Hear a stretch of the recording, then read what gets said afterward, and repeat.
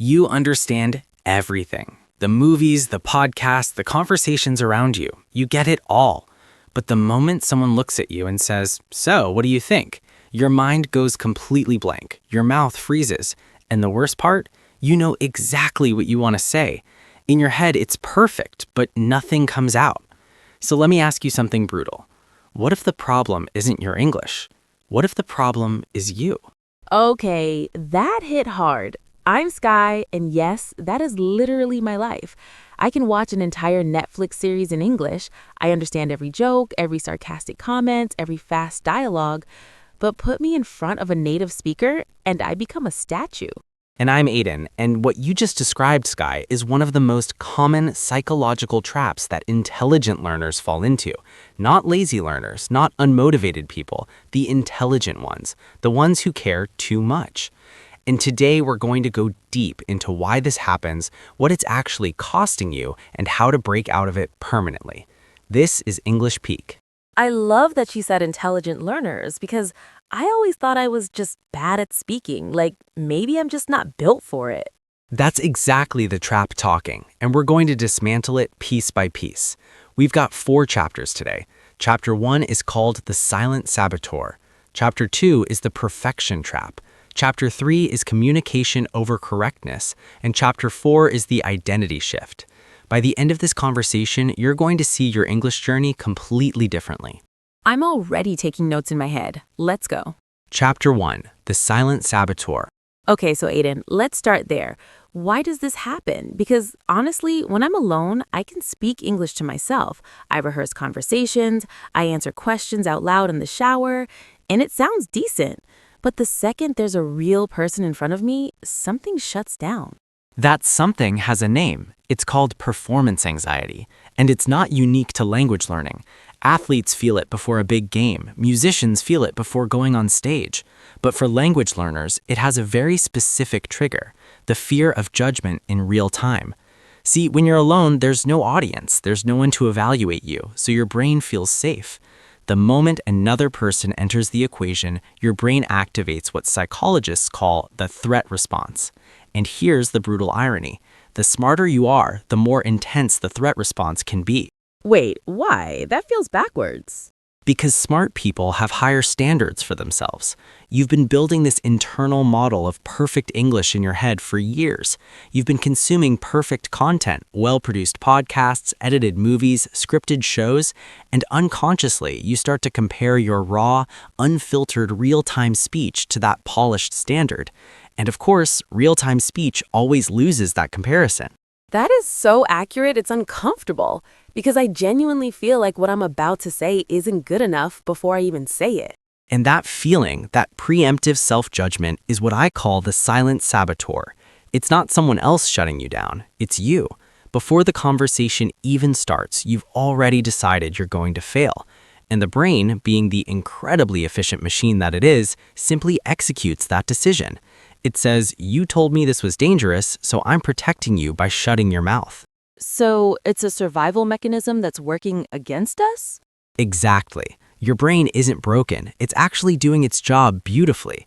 The problem is that the job description is wrong.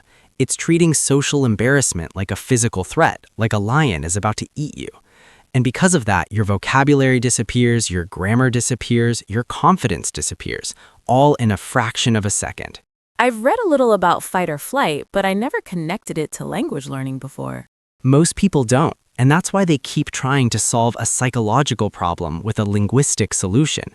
They think, I just need to study more vocabulary, I just need to do more grammar exercises, but the pipeline is already blocked. You can pump as much water as you want into a blocked pipe. Nothing comes out. The real work is unblocking the pipe. So what's blocking the pipe exactly? That brings us to Chapter 2, The Perfection Trap. Okay, I feel like this chapter is about to expose me completely. Probably. The perfection trap is the belief, usually unconscious, that you must speak English correctly before you can speak English confidently. And the trap is seductive because it sounds logical. Of course you should try to be correct. Of course you should avoid mistakes. But here's where it becomes destructive. When the standard for correctness is so high that it creates paralysis, You've stopped learning and started performing, and performance without preparation always produces anxiety. But isn't it natural to want to be correct? Like, I don't want to say something wrong and have someone not understand me, or worse, laugh at me. Of course it's natural, and I want to honor that instinct because it comes from a place of respect. Respect for the language, respect for the listener. But there's a difference between striving for clarity and being imprisoned by perfectionism. Perfectionism, and this is important, perfectionism is not the pursuit of excellence, it's the avoidance of failure disguised as the pursuit of excellence. The perfectionist doesn't study more because they want to get better. They delay speaking because they're terrified of being judged. And the delay feels productive, it feels responsible, but it's actually a very sophisticated form of self-sabotage. In psychology, we'd call this a defense mechanism, a way the ego protects itself from the perceived threat of humiliation. And I think social media makes this so much worse, right? Because we see all these fluent English speakers online and we compare ourselves to them constantly. You just introduced a concept called social comparison theory. The idea that we determine our own value not by an objective standard, but by comparing ourselves to others. And in the age of social media, we're comparing our behind the scenes to everyone else's highlight reel. You see someone speaking flawless English on TikTok and you think, I'll never be that.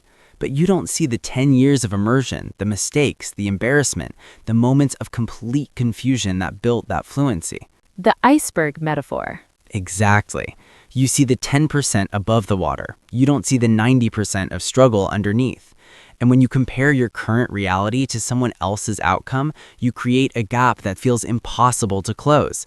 And that gap feeds the perfection trap. So how do people stay in the trap without realizing it? Like, what are the signs? Great question. There are 3 major signs. Sign 1, you over-prepare and under-execute. You rehearse what you're going to say so many times that by the time the moment arrives, it feels stale, robotic, or the conversation has moved on without you. Sign 2, you substitute silence for imperfection. When you're not sure of a word, instead of using a simpler word or describing what you mean, you just go quiet. You opt out. Sign 3, you edit yourself in real time. This is the most dangerous one. You start a sentence, hear yourself making a small mistake, panic, restart, lose your train of thought, and feel like the whole experience was a failure, even if the other person understood you perfectly. Sign 3 is basically my entire life. I'll be mid-sentence and then suddenly I'm monitoring myself from the outside and it all falls apart. That self-monitoring from the outside has a name. It's called metacognition under pressure. Metacognition means thinking about your own thinking. Normally, it's a superpower. It helps you learn, reflect, grow. But when it activates during real-time speech, it's like trying to drive a car while simultaneously analyzing your every micro-movement. The brain can't do both at once. Something has to give. And usually, fluency is what gives. So we have to turn off the internal critics somehow. Not turn off, redirect. And that's what Chapter 3 is all about. Communication over correctness. I love this chapter title because it already feels like a permission slip. That's exactly what it is.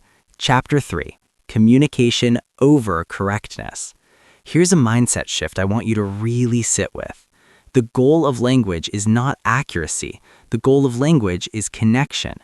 When a baby learns to speak, nobody stops them and says, actually, your syntax was incorrect. Let's start again. The baby says, I go'd to the store, and every adult in the room smiles. They understood. Communication happened.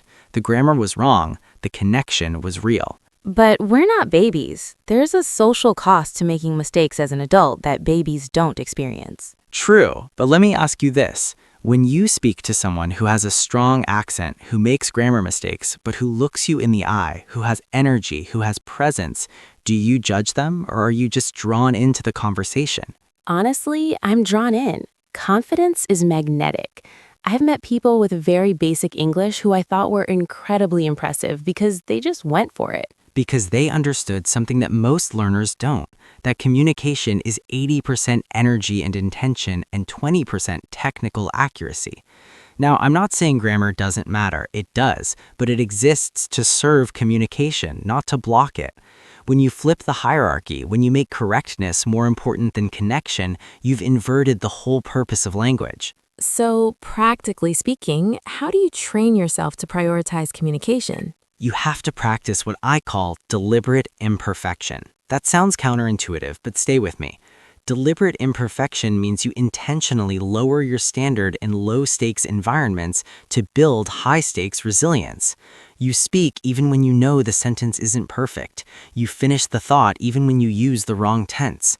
You replace the word you can't remember with a simpler word and keep moving. What you're doing is training your brain to associate speaking with safety instead of speaking with threat. It's like exposure therapy almost. Exactly like exposure therapy. In psychology, exposure therapy is the process of gradually and repeatedly exposing yourself to the source of your fear in a controlled way, until the fear response diminishes. You're essentially reprogramming the threat response we talked about in Chapter 1. Your brain learns, I spoke imperfectly, nothing terrible happened. I wasn't laughed out of the room, the person actually understood me, and gradually the pipe unblocks. But what about vocabulary, though? Because sometimes I genuinely don't know the word I need and then I freeze. This is where circumlocution becomes your best friend. Circumlocution, that's a beautiful word. It means describing something around the edge when you can't say it directly. You don't know the word procrastinate? You say when you keep delaying something you should do. You don't know the word stubborn? You say someone who never changes their mind no matter what.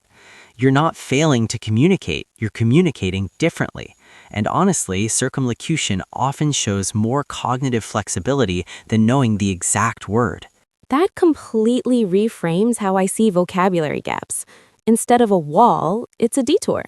A detour that still gets you to the destination. And here's a pro insight. Native speakers use circumlocution all the time. The word is on the tip of their tongue and they talk around it. It's not a sign of weakness, it's a sign of communicative intelligence. Okay, I feel like there's something even deeper here, though, because I know people who have studied all of this, who understand the psychology, who practice, and they still freeze. So what's really underneath all of this? And that is the perfect question for our final chapter. Chapter 4. The identity shift. I knew this was coming. The deep end. Chapter 4. The identity shift. Here is the truth that nobody in the language learning space wants to tell you, because it's uncomfortable. Your speaking problem is not a language problem. It is an identity problem. The way you speak or the way you don't speak is a direct reflection of how you see yourself, and specifically, whether you see yourself as someone who speaks English or someone who is trying to learn English. Those sound like the same thing, but I feel like they're completely different. They're completely different. When you see yourself as someone who is trying to learn English, every conversation is a test, and tests can be failed. But when you see yourself as someone who speaks English, imperfectly, evolving, but genuinely, every conversation is just practice, and practice can't be failed. It can only produce data. That's a massive psychological shift. It's what psychologists call an identity-based approach to behavior change. James Clear, in his book Atomic Habits, talks about this beautifully. He distinguishes between outcome-based change, I want to speak English fluently, and identity-based change, I am an English speaker. Because your behaviors will always follow your identity. You don't just do what you want, you do what you believe you are. So if I believe I'm bad at speaking, I'll keep producing behaviors that confirm that belief. That's called a self-fulfilling prophecy. Your belief creates your behavior creates your results confirm your belief. It's a loop. And the only way to break the loop is not to change the results first. You can't control results. It's to change the identity first. You decide, I am an English speaker. And then you ask, what would an English speaker do right now? Would they stay silent or would they open their mouth, make a mistake, keep going, and trust that the message is more important than the medium? The message is more important than the medium. That's going on my wall. The medium is just the vehicle. English is just the vehicle. What you're really transmitting is your intelligence, your personality, your perspective. And those things don't disappear because your grammar isn't perfect. They shine through despite the imperfections. So how do you actually make that identity shift? Because knowing it conceptually and living it are two different things. 3 practices. Practice 1. Linguistic reframing. Stop saying I'm trying to learn English and start saying I speak English and I'm always improving. The language you use about yourself reshapes your neural pathways over time. This isn't motivational fluff, this is neuroscience. The brain builds the architecture to match the narrative. So the internal monologue matters. Enormously. Practice 2. The minimum viable utterance. This is my favorite. Instead of waiting until you have the perfect sentence, your only goal is to say one true thing. One sentence, one thought. You're not aiming for a speech, you're aiming for a signal. Because once you send the first signal, momentum takes over. Silence is the hardest part to break. Once you've started, the words find their way. That's actually really accessible. One true thing, even if it's basic. Even if it's basic, especially if it's basic, because basic said confidently outperforms complex said nervously every single time. Practice 3. The post-conversation audit.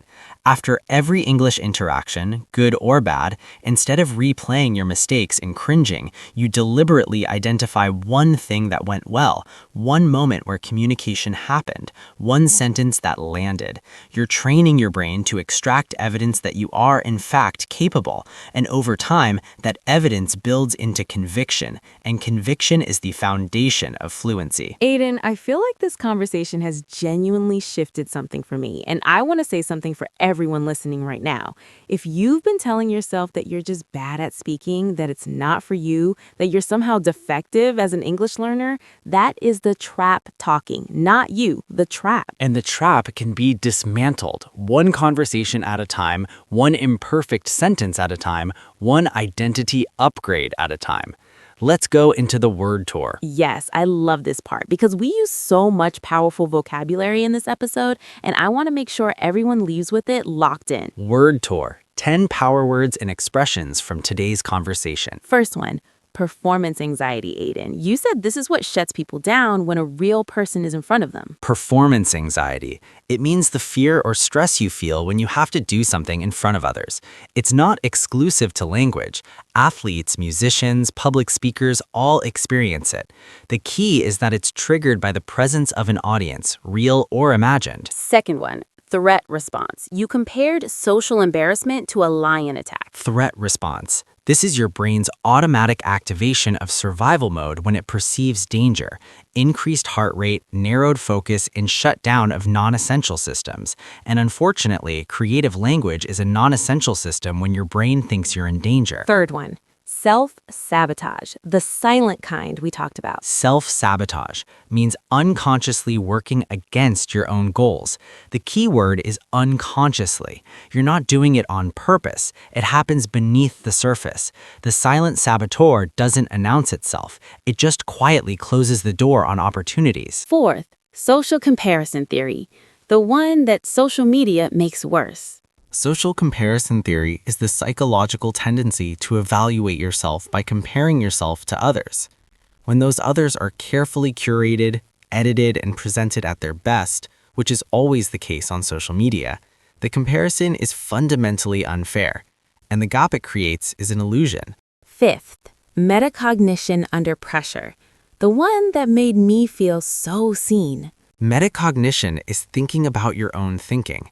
It's a valuable skill in learning environments, but under pressure, like a real-time conversation, it creates a split in attention that crushes the whole system. The solution isn't to stop thinking about your thinking, it's to practice enough that execution becomes automatic. Sixth, deliberate imperfection. This was a game changer for me. Deliberate imperfection is the intentional practice of producing output below your maximum standard, in order to build tolerance for discomfort and develop real-world resilience. It sounds like settling. It's actually the opposite. It's strategic conditioning. Seventh, circumlocution. I want to use this word at a dinner party. Circumlocution means describing something by talking around it, using more words to express something when you don't have the precise word available. It comes from Latin, circum meaning around and loqui meaning to speak. Speaking around. And as we said, it's not a weakness. It's communicative intelligence in action. Eighth, identity-based change. This was the deep end of the episode. Identity-based change is the approach of changing who you believe you are before trying to change what you do. Because behavior follows identity. The most durable changes in human behavior, quitting smoking, building fitness, learning a language, happen when people shift their self-concept first. Actions are easy once the identity is aligned. Ninth, self-fulfilling prophecy, the belief loop. A self-fulfilling prophecy is a belief that causes itself to become true through the behavior it generates. You believe you can't speak English, so you avoid speaking. Because you avoid speaking, you don't improve. Because you don't improve, your belief is confirmed. The belief was the cause, not the observation. And that means changing the belief can break the entire cycle. And the 10th word, my personal favorite from today. Minimum viable utterance. It's not a traditional term from a textbook, it's a principle. In the world of startups, there's a concept called the minimum viable product, the smallest version of something that still works. The minimum viable utterance is the same idea applied to speaking. The smallest true thing you can say. Not perfect, not impressive, just true, just real, just enough to start. And once you start, everything changes. Everything changes. Because the hardest part of any transformation is not the work. The hardest part is beginning. And beginning doesn't require perfection. It requires a single, genuine word. If this episode opened something up for you, if you felt that shift we were talking about, then you are exactly who English Peak was built for. We're not here to teach you grammar rules. We're here to build the version of you that speaks with confidence, thinks in English, and understands that language is just one dimension of a bigger transformation. Subscribe to English Peak. Join a community of people who are serious about not just learning English, but using it to go further. In business, in life, in mindset. Leave us a comment right now with one thing from this episode that hit you. Tell us your silent saboteur. Tell us your perfection trap. We read everything. And we'll see you in the next episode where we go even deeper. This is English Peak, and you are already further than you think.